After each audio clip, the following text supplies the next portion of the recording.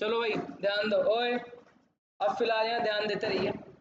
हम लोगों ने फंडामेंटल का, मेरी बात सुनो, हम लोगों ने फंडामेंटल्स का न्यूमेरिकल पोर्शन लगभग क्या कर लिया है, कंप्लीट कर लिया है। आई बात समझ में?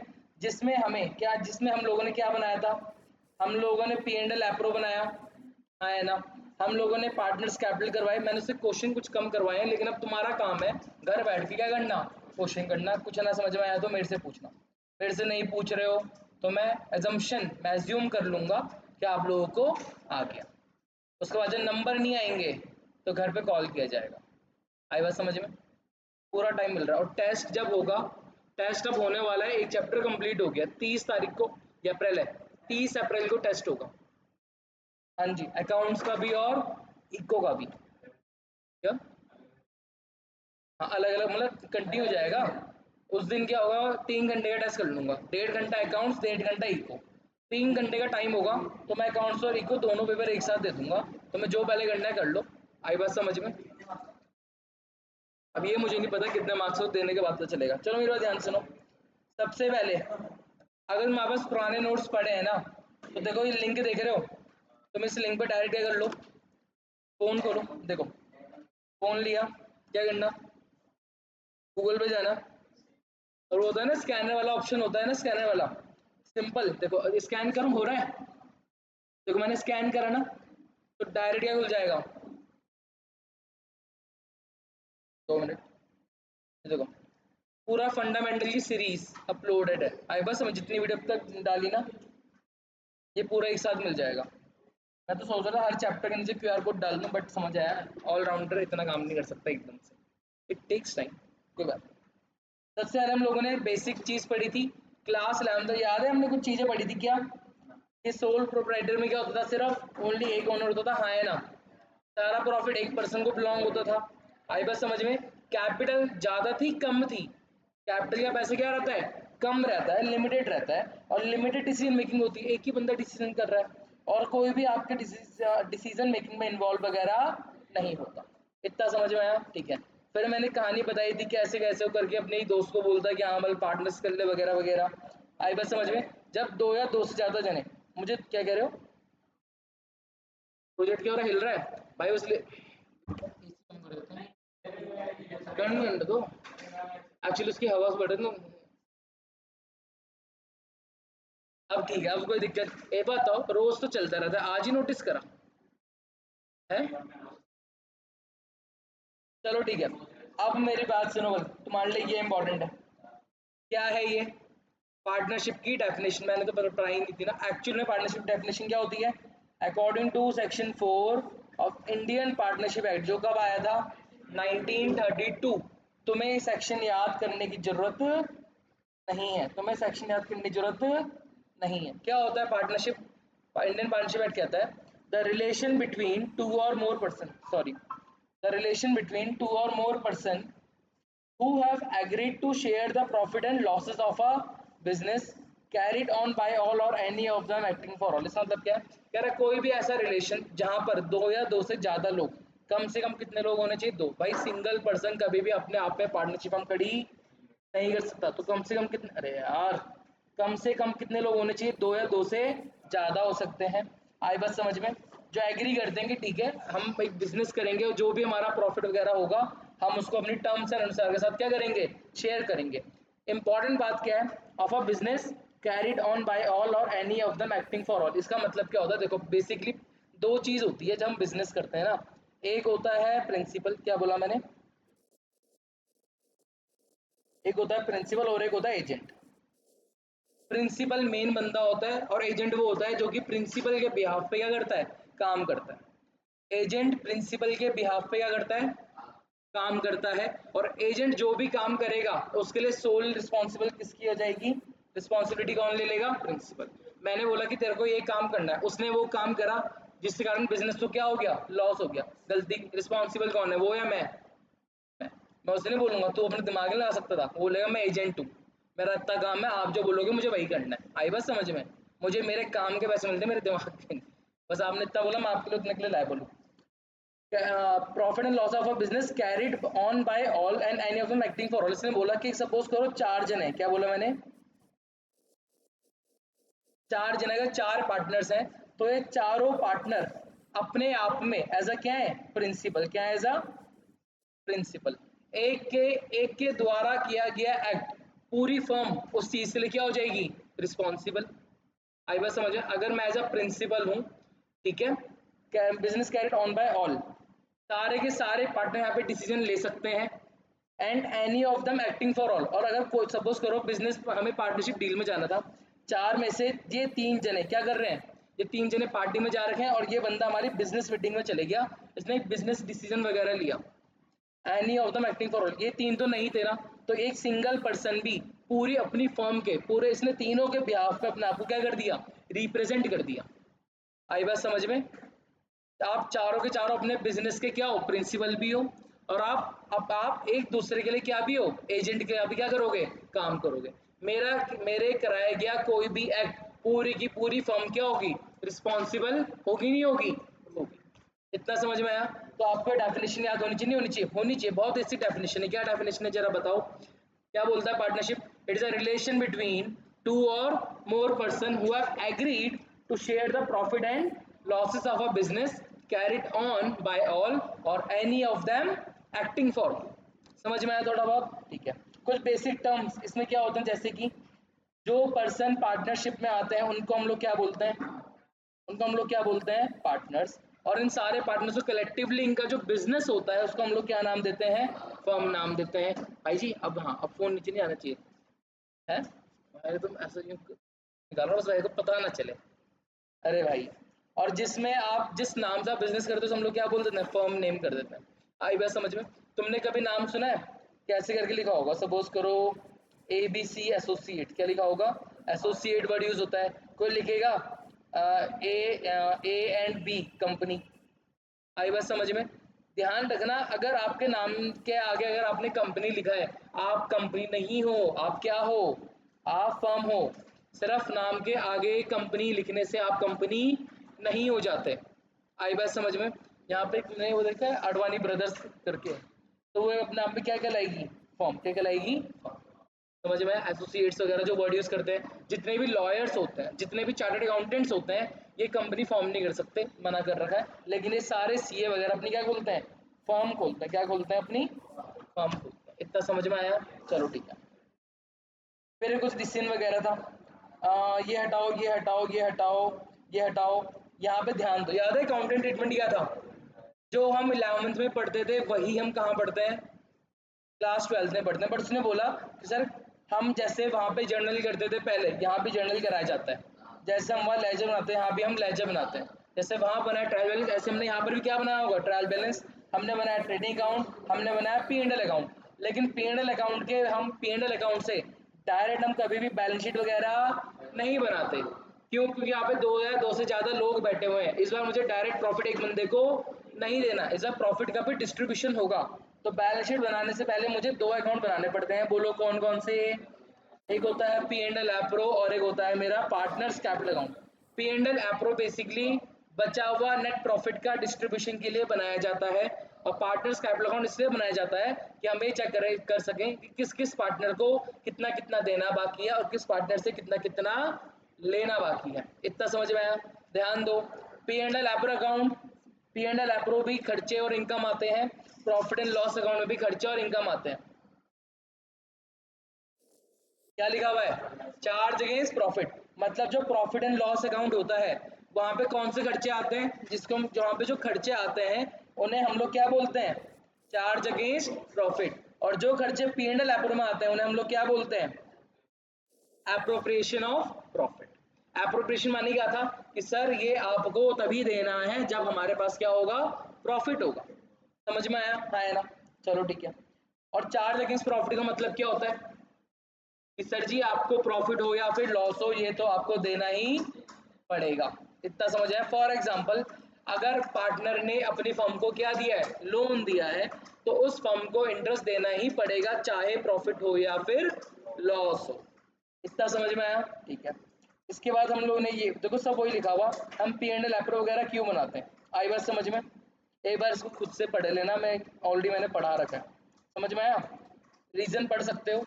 हमने ये P&L एप्रो क्लास 11 में बनाया था, नहीं बनाया था, क्यों? द एंटायर प्रॉफिट और loss of the business belong to the single owner. सारा प्रॉफिट एक ही को देना है, तो क्या उसको अलग से सैलरी वो करके करो, जब जाना ही एक ही की जेब में। वही बात होगी, एक प्रॉफिट रखा हुआ 100, मैंने कहा पहले इस 100 रुपये में से 10 रुपये मेरा इंटरेस्ट कर, मैंने इंटरेस्ट में डाला, इस 100 रुपये में से अब मुझे 20 रुपये मेरी सैलरी दे दे, 30 कमीशन। अरे मेरे भाई 10-20 रुपये करके ले लिया और जो बाकी बचा वो भी तेरी जेब में आ गया, एट द एंड पूरा का पूरा 100 रुपये मेरे पास आ गया ना। तो क्या P&L अप्रूव बनाने की जरूरत पड़ी? Answer is no. तो the P&L is directly added and deducted from the कौन सा अकाउंट? कैपिटल अकाउंट से डायरेक्ट क्या कर लेते हैं? डिडक्ट कर लेते हैं। समझ में आया? हाँ है ना। There is no need to divide the profit among multiple person, क्योंकि एक ही पर्सन था। बट पार्टनरशिप 12 में, क्लास 12 हम लोगों ने क्या करते हैं, यहाँ पे 2 या 2 से ज्यादा पार्टनर है, प्रॉफिट जो आपने कमाया वो डायरेक्टली क्या नहीं कर सकते, ट्रांसफर नहीं कर सकते कहाँ पे? अपनी बैलेंस शीट, बिकॉज वो प्रॉफिट कहाँ बटेगा? बहुत सारे पार्टनर्स में बटेगा, और हर एक पार्टनर के पास अपने अपने क्या होते हैं? राइट होते हैं, जैसे कि उस कैपिटल पे इंटरेस्ट मांगेगा, सैलरी मांगेगा, डिफरेंट प्रॉफिट शेयरिंग रेशियो वगैरह वगैरह। इसीलिए हमेशा क्या बनाना पड़ता है? P&L appropriation account. आई बात समझ में? P&L appropriation account, profit share, क्या बोला? जो प्रॉफिट अभी पता नहीं क्या लिखा हुआ, ये तो अच्छा ये जिससे लाइन लिखी हुई है, मैं कुछ लिखना चाह रहा हूँ। ये तो before transferring the profit into balance sheet हम क्या बनाते हैं? P&L appropriation account. ठीक है, ये हटा दो बस, इससे ध्यान दो। अब यहाँ पे तुम्हें एक होमवर्क है, मेरी बात सुनो, यहाँ पे डिफरेंस है क्या? चार्ज अगेंस्ट प्रॉफिट और एप्रोप्रिएशन ऑफ प्रॉफिट, क्या अंतर होता? चला एक बार हम गो थ्रू कर सकते हैं? कर सकते हैं। सर चार्ज अगेंस्ट प्रॉफिट का मैंने मतलब क्या बताया था? वैसे वो खर्चे होते हैं जो होते ही होते हैं। आई बात समझ में? हाँ है ना। It's an expense that deducted before calculating net profit. P&L account में, P&L अप्रूव नहीं बोला, प्रॉफिट एंड लॉस अकाउंट में आने वाले सारे खर्चे कौन से खर्चे कहलाते हैं? Charge against profit. और एप्रोप्रिएशन का मतलब होता है it refers to distribution of net profit among the partner. अगर वो पूछे मैं P&L अप्रूव बना रहा हूँ, इसका मतलब है ये बंदा क्या कर रहा है? ये बंदा फर्म का बचा हुआ प्रॉफिट किसको बांट रहा है? अपने पार्टनर्स को बांट रहा है। समझ में आया नहीं आया? समझ में आया? इसका पर्पस क्या होता है? P&L अकाउंट क्यों बनाते हैं? ताकि बिजनेस के खर्चे इनकम रिकॉर्ड किए जा सके। आई बात समझ में? और P&L अप्रूव क्यों बनाए जाते हैं? ताकि पार्टनर्स क्या बांटा जा सके, उनका प्रॉफिट बांटा जा सके। प्रॉफिट में क्या इम्पैक्ट होता है? ये हमारे नेट प्रॉफिट को कम करता है। भाई ट्रेडिंग अकाउंट से ग्रॉस प्रॉफिट आता था, ग्रॉस प्रॉफिट P&L ये बाई साइड आता था, और फिर हम वहाँ पे क्या करते थे? मैनेजर की सैलरी, मैनेजर का commission, rent, electricity bill, depreciation सब वहीं पे आता था। तो ओवरऑल मेरा नेट प्रॉफिट बढ़ाता है घटाता है? घटाता है। बट इट इज डन, ये कब बनाया जाता है P&L अप्रूव? नेट प्रॉफिट निकालने के बाद बनाया जाता है। समझ में आया? कंपलसरी आपको सर जी P&L अकाउंट में कंपलसरी होता है, वेदर यू अर्न प्रॉफिट और लॉस, अगर वो खर्चा हुआ है आपको वो खर्चा देना ही पड़ेगा, इररिस्पेक्टिव प्रॉफिट हो या फिर लॉस हो। It is not compulsory, depends on the partnership deed. क्यों? अगर डीड नहीं बनाते, अगर आपने डीड ही नहीं बनाई है, तो सर जी आपको कुछ भी नहीं मिलता फर्म से, तो जो भी प्रॉफिट होगा वो डायरेक्ट कहाँ बांट दिया जाएगा? पार्टनर्स कैपिटल अकाउंट में। इतना समझ में आया? हाँ है ना। ठीक है। अकाउंट यूज, कौन सा अकाउंट यूज करते हैं? अरे मेरे भाई चार्ज अगेंस्ट प्रॉफिट कहाँ बनता है, कहाँ आता है? P&L अकाउंट में। और एप्रोप्रिएशन प्रॉफिट कहाँ आता है? प्रॉफिट एंड लॉस एप्रोप्रिएशन में। एग्जांपल देखो क्या लिखा हुआ है, जैसे पार्टनर को अगर लोन पे इंटरेस्ट देना है, अब क्या हुआ, एक बिजनेस था, मैंने बोला कि आप मेरा घर यूज कर लो बिजनेस के लिए, लेकिन भाई मुझे महीने में हर महीने क्या चाहिए? रेंट चाहिए। बिजनेस कह रहा है यार भाई देख इस साल, बिजनेस कह रहा है अपना ही बंदा है, रेंट दिया ना दे क्या फर्क पड़ता है? मैंने कहा ना ना ना भाई, रेंट मैंने बिजनेस प्रॉपर्टी आपको प्रॉपर्टी दी नहीं है, प्रॉपर्टी यूज करने के लिए दी है, जिसका हर महीने मुझे क्या चाहिए? किराया चाहिए तुम लोगों से, चाहे इस फर्म को प्रॉफिट हो या फिर लॉस हो। समझ में आ रहा है काश भाई? अगर कुछ ना कुछ तो आ ही रहा है। रेंट टू पार्टनर, जैसे एम्प्लॉयज को क्या देना? सैलरी देना। ये एम्प्लॉयज को सैलरी दी, पार्टनर्स को दी है। एम्प्लॉयज को सैलरी देना it is a charge against profit. Interest on capital, partner की सैलरी है, पार्टनर का कमीशन, जो प्रॉफिट शेयरिंग, ये सब किसका पार्ट होता है? P&L approve. अरे तभी बनेगा ना जब प्रॉफिट होगा, प्रॉफिट होगा क्या बांटोगे फिर? समझ में आया? प्रायोरिटी भाई, P&L अप्रूव पहले आता है या P&L अकाउंट पहले आता है? P&L अकाउंट पहले आता है, हाँ है ना, बहुत बढ़िया। क्या आपको P&L अप्रोप्रिएशन का फॉर्मेट याद है? P&L अप्रोप्रिएशन बेटा कौन से यूनिवर्सल अकाउंट को फॉलो करता है? नॉमिनल। नॉमिनल अकाउंट बोले तो debit all expenses and losses, credit all income and gain. P&L appropriation का अकाउंट फर्म बनाती है या पार्टनर्स बनाते हैं? कौन बनाती है? फर्म बनाती है अपने पार्टनर्स के लिए, फर्म अपने पॉइंट ऑफ व्यू से बनाती है। तो जो पार्टनर के लिए इनकम है वो फर्म के लिए क्या है? खर्चा। और हम फर्म के पॉइंट ऑफ व्यू से बनाते हैं, तो जो पार्टनर को मिलता है वो बेसिकली फर्म का होता है खर्चा, जैसे salary, commission, interest on capital. Interest on drawing partner देता है फर्म को, इसलिए वो हमारी क्या हो जाती है? इनकम। अगर याद नहीं आ रहा तो जरा एक बार पहली या दूसरी क्लास अच्छे से देख लेना। फिर जो सारा प्रॉफिट वगैरह हम यहाँ पे ट्रांसफर करते हैं वगैरह वगैरह। फिर हमने कुछ क्वेश्चन कर रहे थे, इसे हटा दो। कमीशन याद है क्या था? कमीशन कैसे कैलकुलेट करते थे? दो फिगर थे, एक होता है बिफोर चार्जिंग एंड है, दूसरा हमारा क्या होता है? After charging. अरे वीडियो रिकॉर्ड हो रही है? हो रही है। एक होता है बिफोर चार्जिंग और एक होता है आफ्टर चार्जिंग। बिफोर चार्जिंग आप डायरेक्ट निकालते हो और आफ्टर चार्जिंग में आपको नेट प्रॉफिट में से वो कुछ खर्चे माइनस करने के लिए बोलता है, और उन खर्चों के अंदर क्या होना चाहिए? किसी का कमीशन इंक्लूड होना चाहिए। कमीशन इंक्लूड हो गया, प्रॉफिट होता है, फॉर्मूला होता है रेट अपॉन 100 प्लस रेट। आई इतनी बात समझ में? क्वेश्चन सारे करा रहे हैं, प्रैक्टिस कर लेना भाई। सबसे important interest on drawing. Interest on drawing कितने तरीके से निकलता था? दो बेसिस। कौन कौन से? रेगुलर और इररेगुलर। इररेगुलर का मतलब क्या था भैया? वो जिस टाइम पे निकाल रहा वो कंफर्म नहीं, वो जितना अमाउंट विड्रॉ कर रहा वो कंफर्म नहीं, ना तो ये पता चल रहा कभी भी कितना भी निकाल ले रहा और किसी भी टाइम पे निकाल ले रहा, कोई पर्टिकुलर फॉर्मेट नहीं दिख रहा। ऐसे केस में आपको हर एक इंडिविजुअल ड्राइंग्स के लिए क्या करना पड़ता है? इंटरेस्ट निकालना पड़ता है, और सबके इंटरेस्ट को अलग ऐड कर दो तब निकलता है पूरे साल का इंटरेस्ट। समझ में आया जरा? दूसरा हमारा क्या होता है? ये रेगुलर बेसिस। रेगुलर बेसिस बोलता है देखो जी, आप यहाँ पे अमाउंट जो विड्रॉ कर रहे हो, फिक्स अमाउंट विड्रॉ कर रहे हो और आप हर एक पर्टिकुलर टाइम पीरियड बाद क्या कर रहे हो? पैसा विड्रॉ कर रहे हो। तो बोला अगर आप एक यानी आप एक पैटर्न देखने को मिल रहा है, मैं हर महीने पैसा निकालूंगा, हर महीने की 15 तारीख को निकालूंगा, हर महीने की 18 को निकालूंगा, तो एक पैटर्न दिख रहा है ना, और जो अमाउंट निकालूंगा वो भी सेम निकालूंगा। कह रहा भाई जी अगर आप रेगुलर बेसिस पे विड्रॉ कर रहे हो ना, तो हमें आपका, अगर मैं हर महीने पैसा निकाल रहा हूँ इस बेसिस के अकॉर्डिंग, मुझे तो इंटरेस्ट 12 बार निकालना पड़ जाएगा अगर 12 बार हर महीने निकालूंगा तो। कह रहा अगर आप रेगुलर हो ना सर जी, हर महीने निकाल रहे थे, हाँ जी। कौन सी तारीख? पहली तारीख। कितना रुपए? 5000 रुपये। कह रहा वाह मजा आ गया, आप हर महीने की पहली तारीख को 5000 निकाल रहे थे सर, मैं एक फॉर्मूला लगाऊंगा और पूरे साल का इंटरेस्ट एक बार में पाऊंगा। क्या होता है फॉर्मूला?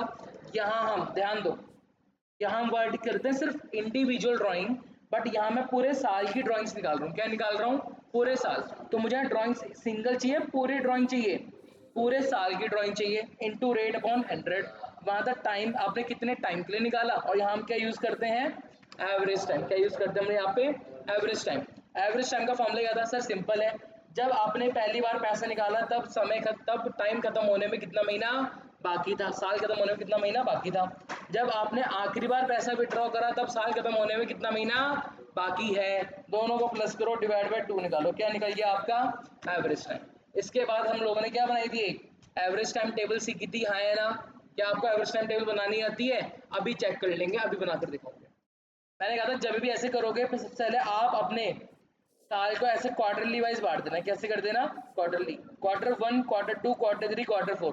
सबसे इंटरेस्टिंग पार्ट में कौन सा था? सबसे इंटरेस्टिंग पार्ट में कौन सा होता है? क्वार्टरली। कैसे सिखाया था निकालने के लिए? अगर मैं क्वार्टर के बिगिनिंग में हूँ, अगर मैं क्वार्टर के बिगिनिंग में हूँ तो क्या बोलूंगा?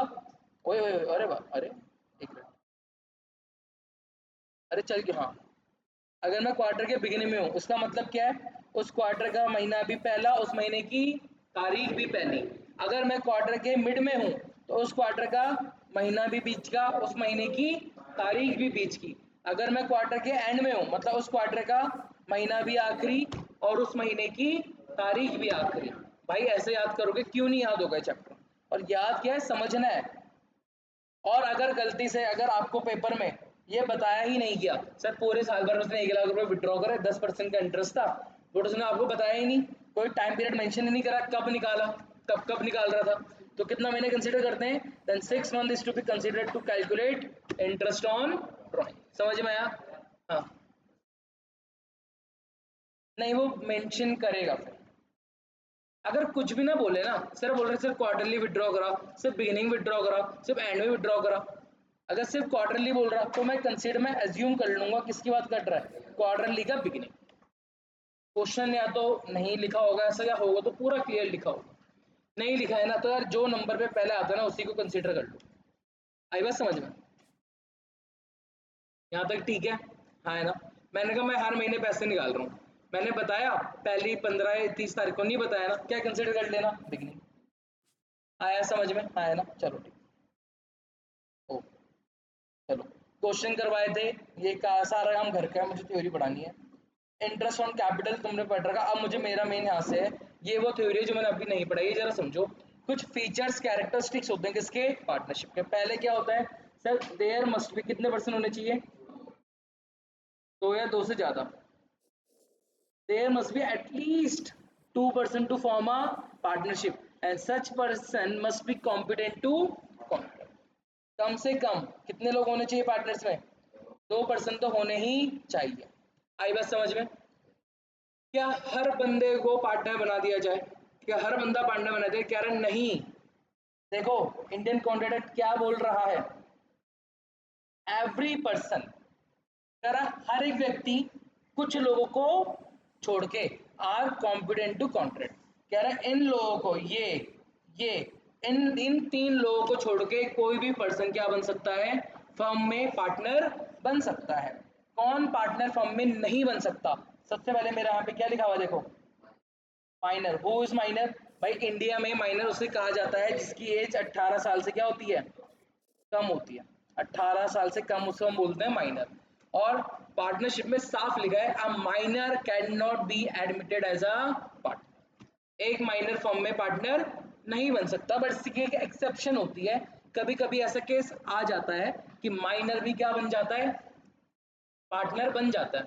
अब इसके भी ना बहुत है, एक एक 1.5 पन्ने में माइनर की पूरी कहानी, बट वो तुम्हारे में नहीं है। जब सीए के लेवल पढ़ोगे या बीकॉम में जाओगे, बिजनेस लॉ पढ़ोगे, Indian contract act, partnership act जब पढ़ोगे, वहां पे जाके तुम्हें माइनर के और चीजें बताई जाती हैं। फिलहाल आप क्या समझोगे? A minor can not be admitted as a partner. दूसरा क्या लिखा हुआ, अभी माइनर पे फिर आऊंगा मैं। A person of unsound mind. ओ हे अनसाउंड माइंड का बंदा बड़ा इंटरेस्टिंग है, जरा सुनो। और इतना नहीं सर, ध्यान दो, पर्सन अनसाउंड माइंड होता है देवाशीष पे फालतू हंस रहा। क्या क्या क्या बोले देवाशीष को? Unsound mind. Unsound mind basically वो बंदा होता है जो सही, जो क्या कर रहा है, पागल टाइप का, क्या बोल सकते हैं उसे? टाइको भी नहीं, पागल। बिजनेस मीटिंग चल रही है तो मतलब उसको सीरियस बैठ रखे लोग फालतू में हंसा जा रहा है भाई। सीरियस मीटिंग चल रही है, वो हंस रखे, क्या पागल चोमू है। वो व्यक्ति क्या कहलाएगा? वो व्यक्ति क्या कहलाएगा? अनसाउंड माइंड का। यहाँ पे एक इंटरेस्टिंग बात है, मेरी बात सुनो भाई। सपोज करो एग्जांपल लेते हैं देवाशीष का। हमें पता चला देवाशीष, पता है कैसे? देवाशीष ऐसे रहता है हर जगह,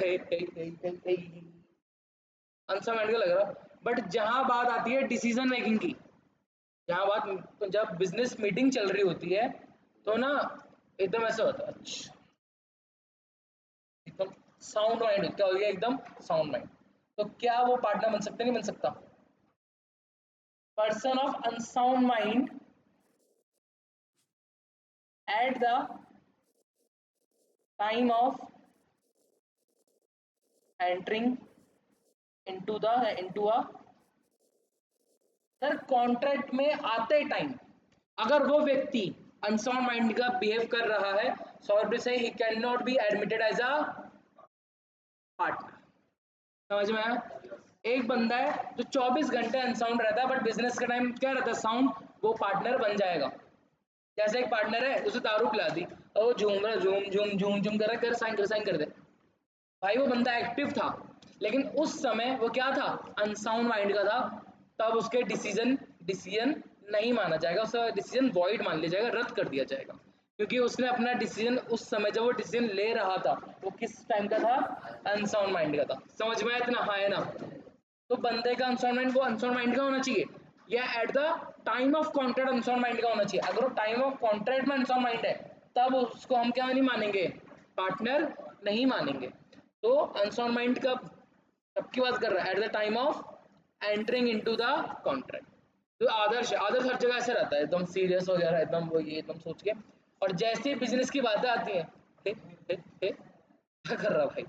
अरे हम दूसरा लिखा हुआ है person disqualified by law. Person disqualified by, सुनते रहो शिवम भाई, शिवम बैठ जाओ। क्या लिखा हुआ है? Person disqualified by law. इसका मतलब क्या है, लॉ ने बोला सर जी बंदा कॉम्पिटेंट ही नहीं है क्या करने का। हाँ, अगर आप कभी जेल गए हो, कत्ल करके आए हो, आदर्श आप पार्टनर, हाँ जी पार्टनरशिप बनेंगे। आदर्श कभी कोई वो तो लगा आप पे क्रिमिनल केस, कह रहा वैसे तो नहीं, बट हाँ एक बार लगा था 10 लोग एक जने मार दिए वो कार ड्राइविंग से। भाई बंदे को क्या डिक्लेयर कर दिया, डिस्क्वालीफाइड हो गया। या तो ये बोल सकते हो, या आदर्श को बहुत सारा कर्ज था जो कि नहीं चुका पाया, तो पर्सन, गवर्नमेंट ने बोला ये पर्सन डिस्क्वालीफाइड किया जा चुका है, अगर आप इस पर्सन के साथ पार्टनरशिप में एंटर नहीं कर सकते। अगर आप कर गए और उसने धोखा दे दिया, सर इस बंदे की कोई भी लाइबिलिटी नहीं है। हमने तो पहले ही बोला था आदर्श आपको धोखा देगा, आप फिर भी क्या कर रहे हो, पार्टनरशिप में कर रहे हो, आपकी गलती। इतना समझ में आया है ना। अब मेरी बात सुनो, माइनर, मेरी बात सुनो, ओए शौर्य साहब, कौन कौन लोग पार्टनरशिप में नहीं आ सकते, minor, person of unsound mind at the time of entering into a contract, and third one क्या बोलेंगे हम, पर्सन डिस्क्वालिफाइड बाय लॉ। इतना समझ में आया। इन केस ऑफ माइनर, अगर सारे के सारे पार्टनर एग्री कर जाए, ध्यान दो, अगर सारे के सारे पार्टनर क्या कर गए, एग्री कर गए, if all the partners agree, then minor may be become a partner in the partnership firm. A minor cannot be admitted as a partner, however he is allowed to participate in the profit of the firm. तो suppose करो, सुनो सुनो सुनो सुनो सुनो, क्या मतलब है इसका, मतलब ये है भाई सुनो, तुम्हें समझना है एक चीज, 3 पार्टनर थे, कितने पार्टनर थे, 3 पार्टनर थे। अब क्या हुआ, मेरी बात सुनो, अरे प्लीज शांत रहो। अब क्या होता है, हम कहीं एडमिट, जब हम अपने आप को रजिस्टर कराते हैं ना, तो बैंक में होता है नॉमिनी फॉर्म करते हो ना। नॉमिनी का मतलब क्या होता है कि अगर इन केस आपके साथ कुछ मिस हैपनिंग हो जाती है, तो ये अकाउंट होल्डर, ये अकाउंट किसके अकाउंट में ट्रांसफर किया जाए, ठीक है। तो ऐसे इसने बोला कि ये पर्सन है, ये है ए, ये है बी, ये है सी। ए ने बोला अगर मुझे कभी कुछ हो गया तो मेरे सारा प्रॉपर्टी जो भी किसका नाम हो जाएगा, बी का नाम हो जाएगा। यानी ए ने इस फर्म में, ये जो फर्म थी इनकी ए बी सी की जो फर्म थी, इसने इसने डी को, सॉरी डी जो कि ए का बेटा है, उसने अपना क्या बना रखा था, नॉमिनी।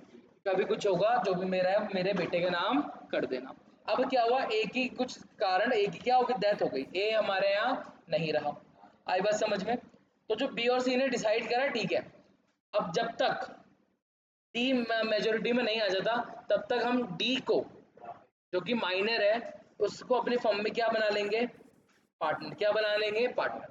क्योंकि वो माइनर है, क्योंकि वो माइनर है, तो आप कभी उसे लॉस नहीं दोगे। अगर आपको प्रॉफिट हुआ है तो जैसे बटना चाहिए वैसे ही बटेगा, उसका आप सिर्फ उसे क्या कर सकते हो, वो अलाउ होगा प्रॉफिट ऑफ द फर्म में। माइनर एडमिट हो सकता है, लेकिन वो माइनर की चीज की डिमांड कर सकता है, प्रॉफिट की। माइनर कह रहा है चल भाई पापा तो रहे नहीं, मुझे अपना अकाउंट का हिसाब दिखाओ। माइनर के पास कोई राइट नहीं होता क्या मांगने का, बुक्स ऑफ अकाउंट चेक करवाने का। कहता है वो पहले वो माइनर है ना, माइनर बना है, ठीक है, मार खाएगा वरना। अगर माइनर मेजोरिटी में आ गया, जैसे ही माइनर 18 साल का पूरा हो गया, तब क्या होगा, जैसे ही माइनर 18 साल का हो जाएगा, तब बी और सी मिलके डी को, जो माइनर था, उसको बोलेंगे सर यू हैव 180 डेज, आपके पास 180 दिन है, जहां पे आपको ये डिसाइड करना है क्या आप इस फर्म को कंटिन्यू करना चाहते हो या आप इस फर्म से बाहर जाना चाहते हो। अगर उसने कंफर्मेशन दे दिया बाहर जा रहा है, तब तो क्या ही बोल सकता है।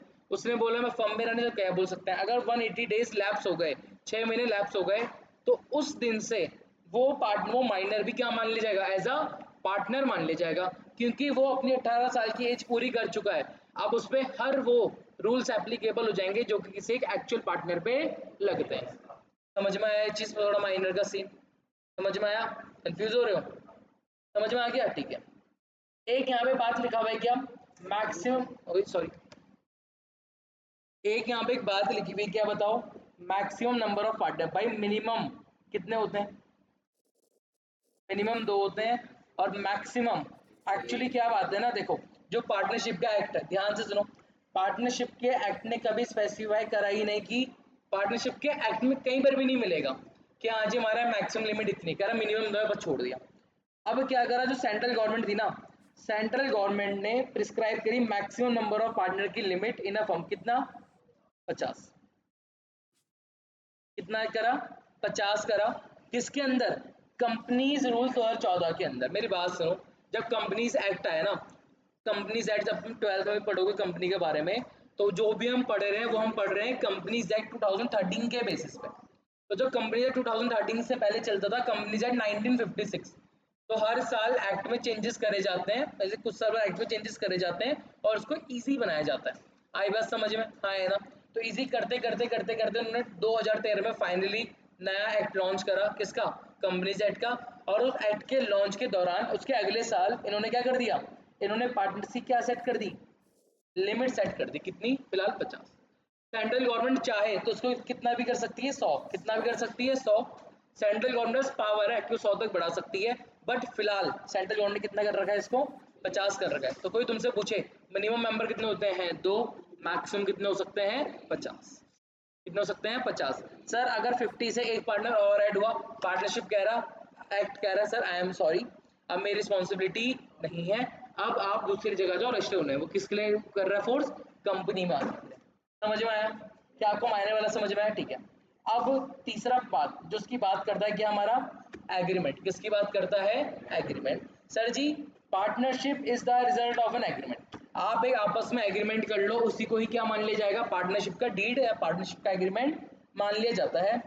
It must come into existence by an agreement, not by operation of law.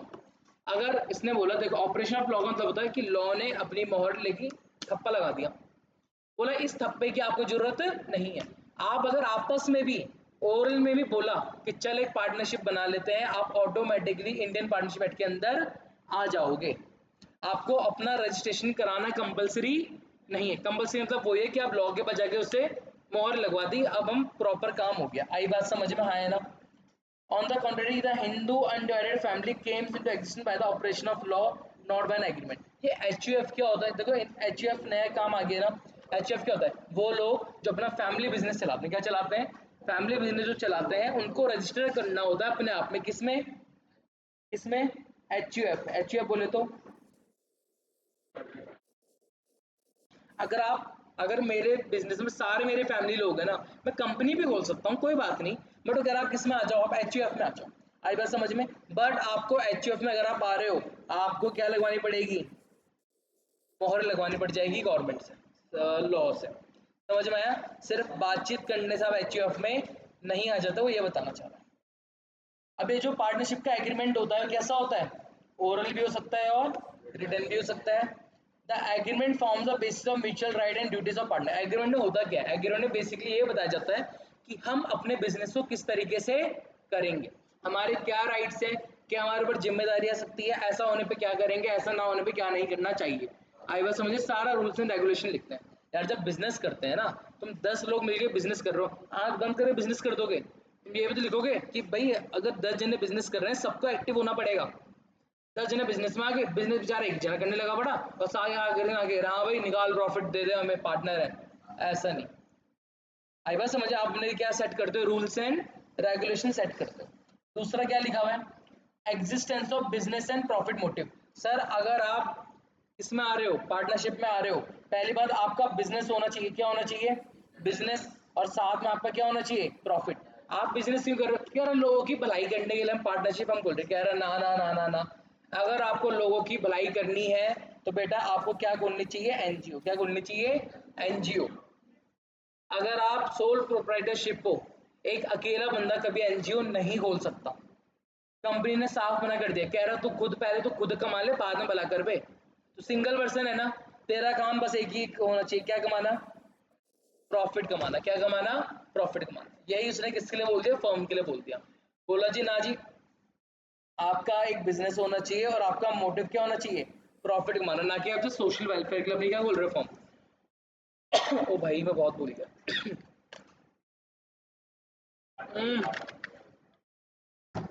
सुंदर हो आगे क्या लिखा? आगे देखो जरा क्या लिखा हुआ है? Partnership can be form for the purpose of any carrying on some business with the intention of क्या? Earning profit. अब भाई ने बिजनेस करा, प्रॉफिटेबल है बिजनेस, किस चीज का कह रहा? भैया अफीम बेचते हैं, हमारा अफीम का कारोबार है, तगड़ा प्रॉफिट चल रहा है, धंधा भी है प्रॉफिट भी है, पार्टनरशिप हम खोल ली। बल भाई बिजनेस कैसा होना चाहिए? लॉफुल। क्या सा? ऐसा बिजनेस जो फर्म ने, जो गवर्नमेंट वाला, हाँ जी आप ये बिजनेस कर सकते हो, such business must be legal.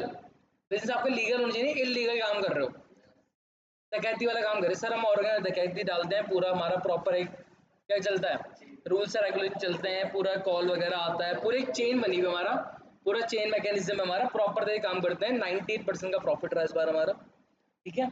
कभी कभी पकड़े भी जाते हैं तो हमें छुड़ाने के लिए खर्चे हो जाते हैं, हमारे कुछ फिक्स एक्सपेंसेस भी होते हैं, ठीक है, दलाली वगैरह देनी पड़ती है। ओ भाई, बिजनेस आपका लीगल होना चाहिए। कैसा होना चाहिए? Joint ownership of sum property by itself can not be called a partnership. कभी कभी लोगों ने पता क्या करा, सपोज करो देवाशीष ने मेरे को बोला भैया आपके पास ही पैसा है, मेरे पे भी बहुत पैसा है, तो एक काम करते हैं कि दोनों मिलकर ना एक प्रॉपर्टी खरीद लेते हैं, कोई फ्लैट खरीद लेते हैं, और हम उस फ्लैट को बाद में क्या चढ़ा देंगे, रेंट पे चढ़ा देते हैं, और जो भी प्रॉफिट आएगा आधा आधा बांट लेंगे। इसको कहते हैं जॉइंट ओनरशिप। हमने किसी प्रॉपर्टी की क्या करी है, जॉइंट ओनरशिप ले, वो किसी भी चीज की हो सकती है। मैंने मैंने एक ऑटो रिक्शा क्या खरीदा, हम दोनों ने मिलकर एक ऑटो रिक्शा खरीदा, उसको रेंट पे चढ़ा दिया, जो भी यार आधा आधा बांट लिया। बट क्या किसी चीज को जॉइंट ओनरशिप लेने से क्या वो पार्टनरशिप बन जाती? क्या रहा नहीं, आपका प्रॉपर एक बिजनेस की फॉर्म में दिखना चाहिए वो, आपको लगना चाहिए हाँ जी आप कुछ क्या कर रहे हो, बिजनेस कर रहे हो। सिर्फ प्रॉपर्टी के बेसिस पे ही आप क्या नहीं डिसाइड कर सकते, पार्टनरशिप डिसाइड नहीं कर सकते। जब ये पढ़ोगे घर में पूरा अच्छे से पढ़ना है, और पढ़ना नहीं है समझना है। क्या हो गया वो देखो, अच्छा उधर भाई, हाँ हाँ हाँ, चलो ठीक है। आगे बात देखो, sharing of profit. Sharing of profit मतलब क्या है भाई, अगर बिजनेस करोगे आपको प्रॉफिट शेयर करना ही पड़ेगा। The agreement between the partners must be aimed at sharing the profit of the business. अगर if some person join had to run some charitable activity, अगर कोई पर्सन इसलिए आ रहा है कि वो चैरिटेबल काम करेगा, it will not be called a partner, उसे पार्टनरशिप ही नहीं बोला जाएगा। Further, if a partner is deprived of his right to share the profit of the business, he cannot be called a partner। क्या मतलब हुआ इसका?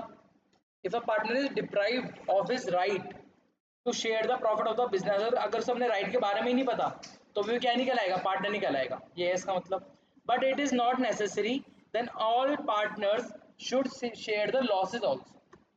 आई बात समझ में? इट मे बी, अच्छा अच्छा अच्छा अच्छा, it may be agreed that between the partners that one or more of them shall not be liable for loss। हम ये कर सकते हैं, मेरी बात सुनो, प्रॉफिट होगा, हम किसी को, मेरी बात सुनो, हम किसी को प्रॉफिट देने से नहीं रोक सकते। क्या बोला मैंने? हम किसी को प्रॉफिट देने से नहीं रोक सकते, पार्टनरशिप एक्ट ने कंपल्सरी करा है, प्रॉफिट है तो आपको बांटना ही पड़ेगा। आई बात समझ में? इररिस्पेक्टिव हम 10 जने थे, 10 में से एक जना रहता ही नहीं है फर्म में, कोई बात नहीं, अगर प्रॉफिट होगा तो आपको उसे देना पड़ेगा, वो यही समझा रहे हैं। But it may be agreed between the partner, आप पार्टनर्स आपस में एग्री कर सकते हो दैट वन और more of them shall not be liable for loss. आप लोगों का लॉस रोक सकते हो, बट किसी के क्या नहीं रोक सकते, प्रॉफिट।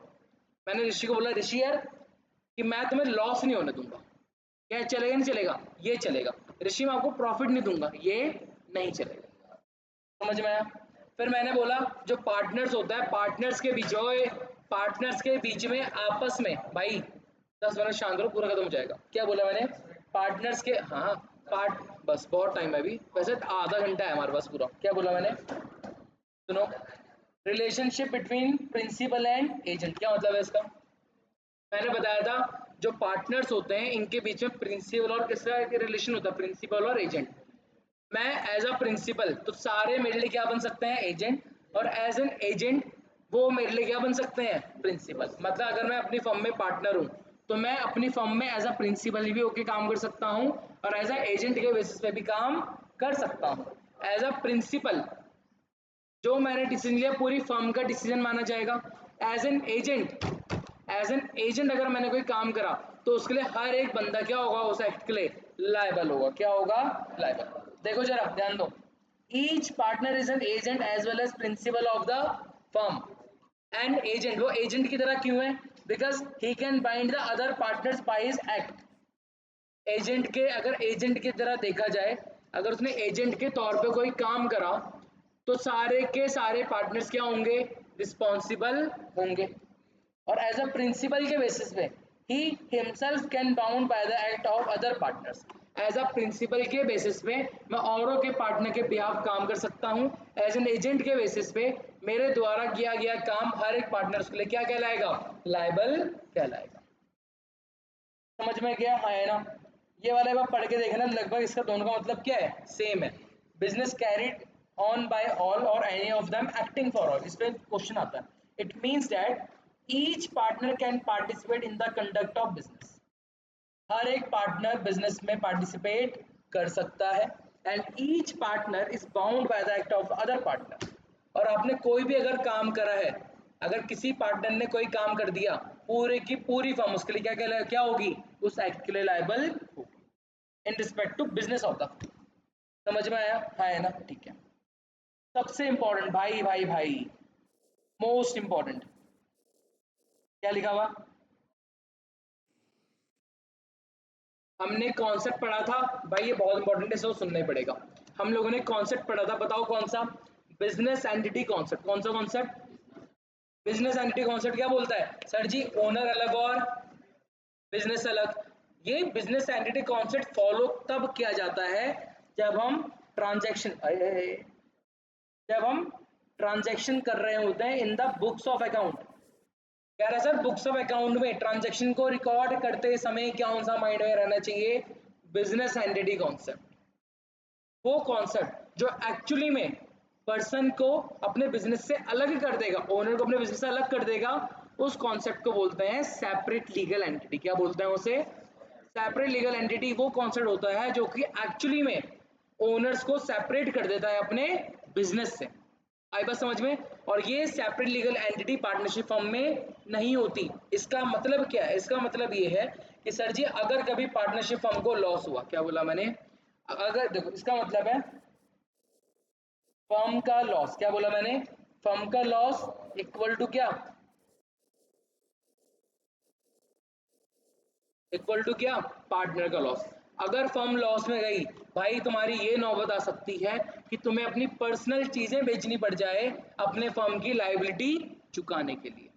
ये आपको नहीं करना पड़ता अगर आप किस में होते हैं, कंपनी में। किस में होते हैं, कंपनी में। समझ में आया, मतलब पार्टनरशिप फर्म में ओनर और बिजनेस दोनों क्या होते हैं, एक पर्सन होते हैं। क्या होते हैं, एक पर्सन।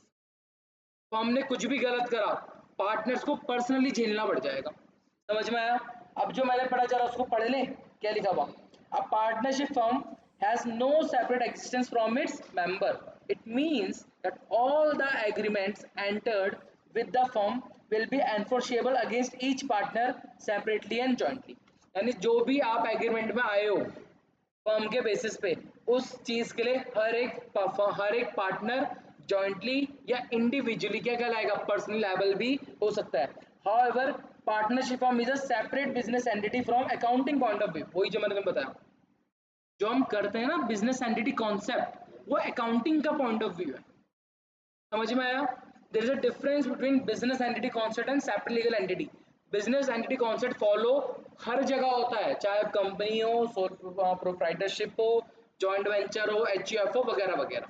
आई इतनी बात समझ में, हाँ है ना। ऋषि ऋषि सोना नहीं, सोना नहीं मेरे भाई, क्यों कैसे सो सकते, मैं तुम लोगों के लिए पढ़ा रहा हूँ भाई, मेरे में भी तो नींद आनी चाहिए।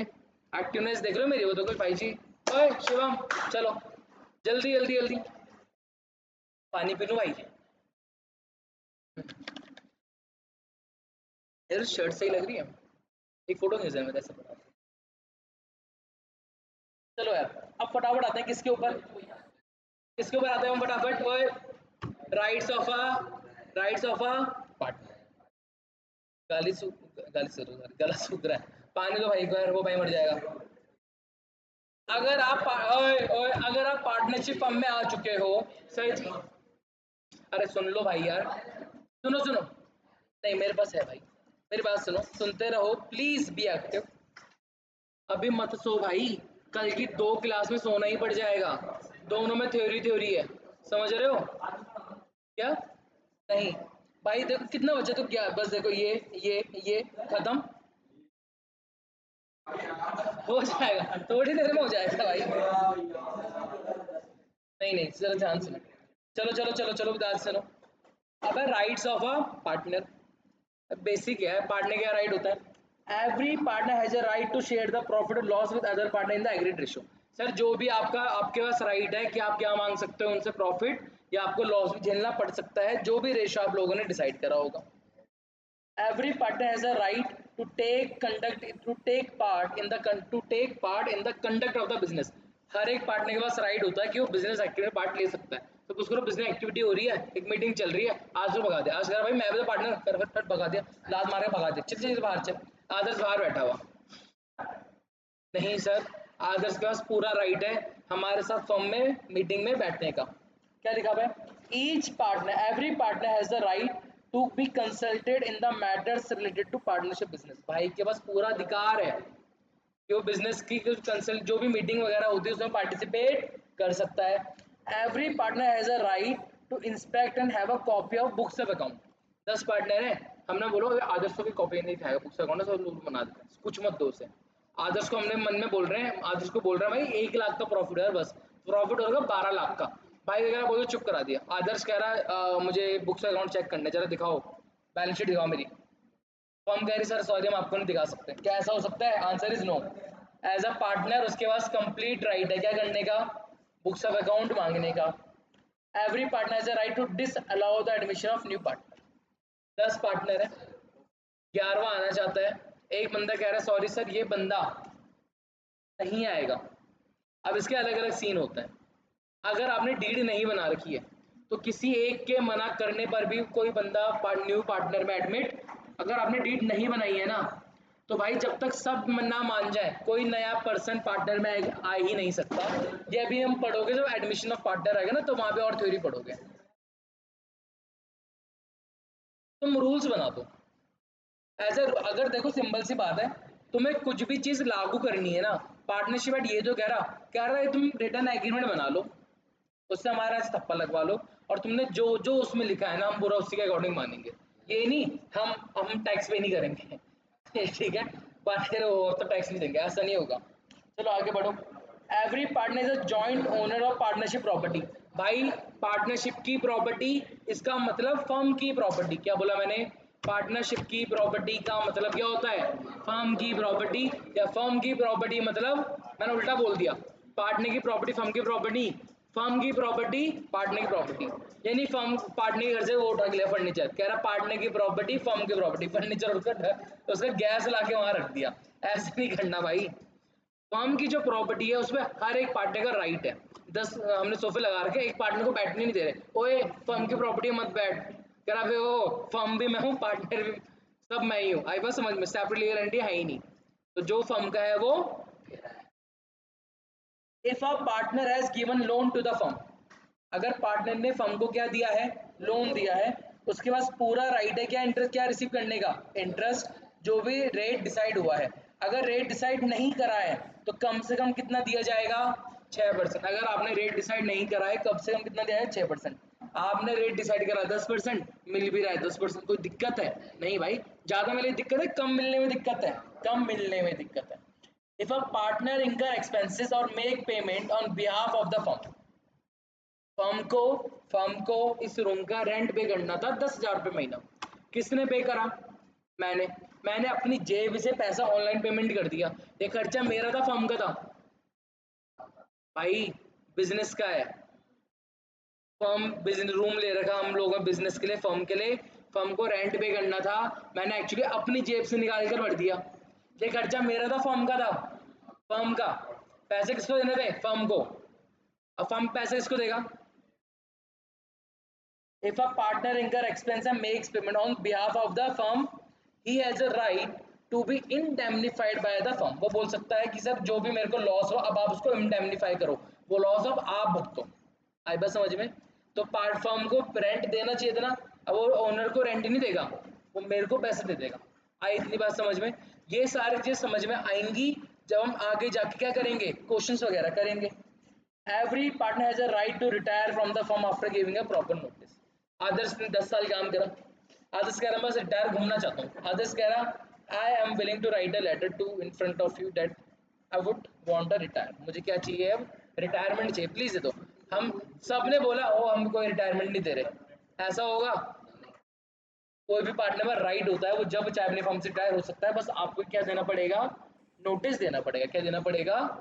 क्या आपको इतना समझ में आया? क्या पार्टनरशिप डीड की, पार्टनरशिप डीड किया भाई कितना सुसु आ रहा है, जाओ फटाफट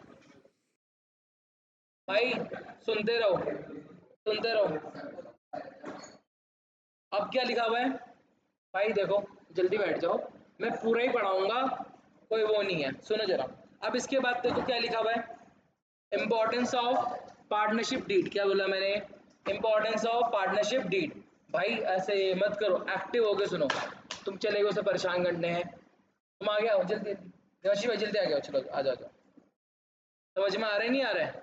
बैंड बज गई है, ज्यादा पढ़ लिया? होता है जब पढ़ते नहीं जिंदगी भर, कभी गलती से पढ़ ले तो ऐसे ही होता है। ध्यान दो, importance of partnership deed. Sir ji firm ने कहा था एग्रीमेंट बनाओ या ना बनाओ कोई फर्क नहीं पड़ता, बट हम चाहेंगे कि आप क्या बना लो, डीड बना लो, आप कर लो, आप डीड बना लो। क्या लिखा हुआ? दो the law does not make it mandatory for every firm to have a partnership deed. कह रहा लॉ ने आपको नहीं बोला कि डीड क्या है, कंपलसरी है, बट अगर आप बनाओ, it is desirable to have it, अच्छा होगा अगर आप डेट बना लो। क्यों? It regulates the rights duty and liability of each partner. अगर आपने डीड बना रखी है तो आपके rights duty and liability preserve हो जाएंगे। कोई भी अगर उससे चीज अगेंस्ट होगी, क्या कर रहे हो भाई, कोई भी चीज अगर उसके अगेंस्ट होगी तो हम आपके लिए करेंगे, लड़ेंगे बाकी पार्टनर से, आपकी फर्म से। It helps to avoid any misunderstanding amongst the partner because all the terms and conditions of partnership have been laid down beforehand in the deed. आपके बीच में जो भी समझौता वगैरह हुआ है उसमें कभी भी भाई गलत गया मेरा, आपके बीच में जो भी मिसअंडरस्टैंडिंग वगैरह हुई है, अगर आपने डीड बना रखी है तो जो भी मिसअंडरस्टैंडिंग वगैरह हुई वो कभी नहीं होगी, क्योंकि आपने अपनी हर एक टर्म्स एंड कंडीशन डीड में लिखी होगी, उसके अनुसार नहीं चला हम आपकी हेल्प करेंगे। आखिरी पॉइंट क्या लिखा हुआ है, एनी डिस्प्यूट अगे amongst the partner may be settled easily as a deed may be readily refer to.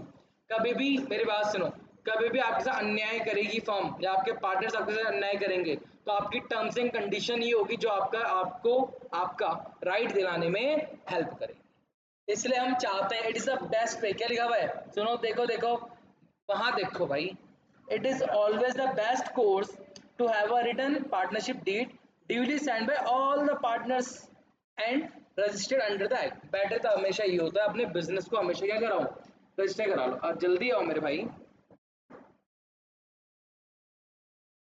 क्या हो गया?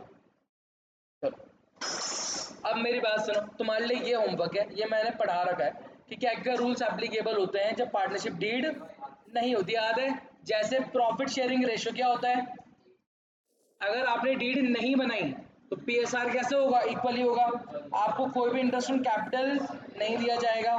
आपको देखो, it will be allowed only if there is a profit, आपको इंटरेस्ट ऑन कैपिटल फिर भी मिल सकता है अगर आपके पास क्या है, अगर प्रॉफिट बचा हुआ है ना तो आप इंटरेस्ट ऑन कैपिटल दे सकते हो। इंटरेस्ट ऑन ड्राइंग, फर्म ओए, फर्म अपने पार्टनर से कोई भी इंटरेस्ट ऑन ड्राइंग चार्ज नहीं कर सकती, कोई भी पार्टनर सैलरी विड्रॉ नहीं कर सकता। इंटरेस्ट ऑन कम से कम कितना दिया जाएगा। और जहां बात करें नए पार्टनर के एडमिशन की, नहीं sir, a partner can not be admitted without the consent of all partner. अगर एग्रीमेंट नहीं है, जब तक सारे के सारे पार्टनर एग्री ना कर जाए, कोई भी नया बंदा फर्म में एंटर नहीं कर सकता। राइट टू पार्टिसिपेट, अगर डीड नहीं बनाई कोई बात नहीं, डीड नहीं है ना फिर भी आपके पास राइट है कि आप बिजनेस में क्या करोगे, पार्टिसिपेट करोगे। राइट टू इंस्पेक्ट बुक्स, चाहे डीड बने या ना बने, हर एक पार्टनर के पास राइट होता है कि वो अपने बुक्स अकाउंट को क्या कर सकता है, इंस्पेक्ट कर सकता है, और जब चाहे उनसे क्या मांग सकता है, इसकी कॉपी वगैरह भी चार्ज कर सकता है। इतनी बात समझ में। अब मेरी बात सुनो, P&L एप्रोप्रिएशन का जो अकाउंट होता है ये तुम्हें पढ़ना है, मैंने पढ़ा रखा है, जैसे नॉमिनल अकाउंट होता है वगैरह का डेबिट में आता है, ये होमवर्क है, पढ़ लेना। Difference between P&L account and P&L appro, ये होमवर्क है। ओवरव्यू मैंने सब बता रखा है इसके बारे में, ठीक है, बस एक बार पढ़ोगे तो समझ में आ जाएगा। अब ये देखो, interest on partners loan to the firm, loan दो तरीके से होता है, या तो पार्टनर लोन देगा अपनी फर्म को, या फर्म लोन देगी अपने पार्टनर। अगर पार्टनर ने लोन दिया है किसको, अपनी फर्म को, भाई इंटरेस्ट मिलेगा नहीं मिलेगा, मिलेगा। कितना percent, 6%। If a partner has given a loan to the firm, he is entitled to receive interest on such loan at an agreed rate of interest। अगर किसी पार्टनर ने अपनी फर्म को लोन दिया तो फर्म को उस पर इंटरेस्ट देना ही पड़ेगा, जो भी इंटरेस्ट रेट डिसाइड हुआ है। और अगर क्या चीज, फर्म नहीं, हाँ फर्म का खर्चा है और सिर्फ प्रॉफिट है तभी देना है या देना ही देना है, देना ही देना है। तो interest on loan P&L account में आता है, P&L अपर में आता है। इंटरेस्ट ऑन लोन कहाँ आता है, अबे P&L अकाउंट में। मैंने P&L अपर में एक बार भी क्या नहीं लिखा होगा, इंटरेस्ट ऑन लोन। क्यों, बिकॉज सुनो सुनो सुनो, क्यों, because interest on loan is a charge against profit और appropriation of profit, it is a charge against profit. समझ में आया। नेचर ऑफ इंटरेस्ट क्या है, इंटरेस्ट ऑन, अरे अरे अरे अरे अरे अरे हो गया, बस 2 मिनट का है। Interest on partner loan is a charge against profit and hence such interest is allowed whether there are profits or not। Accounting treatment वही, अकाउंटिंग ट्रीटमेंट क्या होगा, P&L अकाउंट डेबिट करा जाएगा और पार्टनर्स अकाउंट को credit किया जाएगा। Interest on partner loan is debited to P&L account not to P&L account. समझ में आया, जो बोला वही है। अब यहाँ पे क्या है, यहाँ पे लोन किसने दिया, interest on loan taken by partner from the firm. इस बार फर्म ने लोन दिया है किसको, सिंपल कहानी, अगर डीड एग्जिस्ट नहीं करती, अगर ये फर्म है, सॉरी ये पार्टनर है, फर्म है, इस बार दिख रहा है अब, ठीक है ना, ये फर्म है, ये पार्टनर है, ये फर्म है। अगर पार्टनर ने लोन दिया है फर्म को तो फर्म को इंटरेस्ट देना पड़ेगा। अगर फर्म ने लोन दिया है पार्टनर को तो पार्टनर को इंटरेस्ट देने की जरूरत नॉर्मली पड़ो। Indian Partnership Act 1932 does not provide for charging interest on loan taken by partner from the firm। अगर पार्टनर ने लोन लिया है ना फर्म से तो उसको उस पर इंटरेस्ट देने की जरूरत नहीं है। Interest is charge on loan to the partner if, वो पार्टनर से इंटरेस्ट तभी चार्ज किया जाएगा अगर ये कहाँ लिखा होगा, डीड में। If deed has a clause in this respect और when the partners agree to the rate of interest to be charge on such loan. मतलब ये आप पार्टनर को अपने लोन पे इंटरेस्ट अपनी फर्म को तभी देना होगा जब ऐसा कहाँ लिखा हो, पार्टनरशिप डीड में। कहाँ लिखा हो ऐसा, पार्टनरशिप, अगर एग्रीमेंट बना रखा जी देना पड़ेगा तब तो देना पड़ेगा। मेन कहानी एट द एंड किस पे आ रही है, एग्रीमेंट पे आ रही है। अगर एग्रीमेंट बना दिया तो भाई एनीथिंग इज पॉसिबल। एग्रीमेंट नहीं बनाया तो पार्टनर से आप इंटरेस्ट विड्रॉ नहीं कर सकते, बट अगर पार्टनर ने लोन दिया है सर जी आपको उस पर इंटरेस्ट देना ही पड़ेगा। समझ में, दो तरफ की बातें हैं। अब नेचर ऑफ इंटरेस्ट क्या है, interest on loan taken by guarantee is a gain. अब क्योंकि पार्टनर ने लोन दिया है, सॉरी फर्म ने लोन दिया है ना, तो इंटरेस्ट मिलेगा, तो फायदा है नुकसान है फर्म के लिए, इस बार फायदा है। कहाँ दिखाएगा, P&L अकाउंट में या P&L अकाउंट में, प्रॉफिट एंड लॉस अकाउंट में। आई इतनी बात समझ में, बढ़िया। भाई आखिरी है, देखो ये जो है ना इंटरेस्ट, ये वही है जो मैंने अभी लिखा हुआ, ये नहीं पढ़ना तुम्हें, ठीक है। ये बचा आखिरी, बस 5 मिनट है। कुछ प्रोविजंस लिखे हैं किसके रिगार्डिंग, इंटरेस्ट ऑन कैपिटल। अगर डीड नहीं है तो क्या इंटरेस्ट ऑन कैपिटल दे सकते नहीं दे सकते, वही बात है। देखो इन्होंने 3 केस डिस्कस करे, क्या बोला उन्होंने, when the partnership deed does not exist, deed ही नहीं है, उस केस में क्या interest on capital is not allowed, आपको इंटरेस्ट ऑन कैपिटल नहीं दिया जाएगा। आई बस समझ में। When the partnership deed provides for an interest on capital but is silent whether interest is a charge or appropriation। बोला जी आपको इंटरेस्ट ऑन कैपिटल तो देना है, क्या बोला, डीड में बोला कि आपको इंटरेस्ट ऑन कैपिटल देना है, बट आपने ये नहीं बताया कि इंटरेस्ट ऑन कैपिटल बेसिकली क्या, इंटरेस्ट ऑन कैपिटल क्या, वो हमारा चार्ज है या एप्रोप्रिएशन है। अगर चार्ज है इररिस्पेक्टिव आपको देना ही पड़ेगा। अगर एप्रोप्रिएशन है तो एप्रोप्रिएशन में तो भाई तभी देते हैं जब क्या होता है, जब प्रॉफिट होता है। तो यहाँ पे तो कितनी सिचुएशन लिखी हुई है ना, उसने क्या बोला, interest on capital is accounted as appropriation of profit. क्या बोला, interest on capital is accounted as appropriation of profit. अगर डीड ने नहीं बताया कि ये चार्ज है एप्रोप्रिएशन है तो हम क्या मानेंगे इसे, एप्रोप्रिएशन। क्या मानेंगे हम इसे, एप्रोप्रिएशन।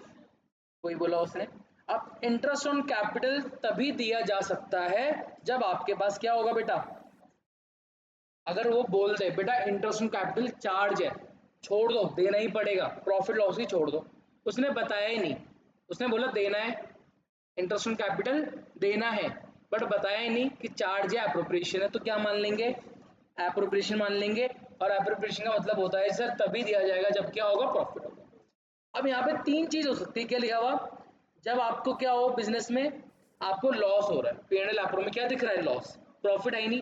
अगर लॉस हो रहा है सर, आपको इंटरेस्ट ऑन कैपिटल देने की जरूरत नहीं है, समझ में आया।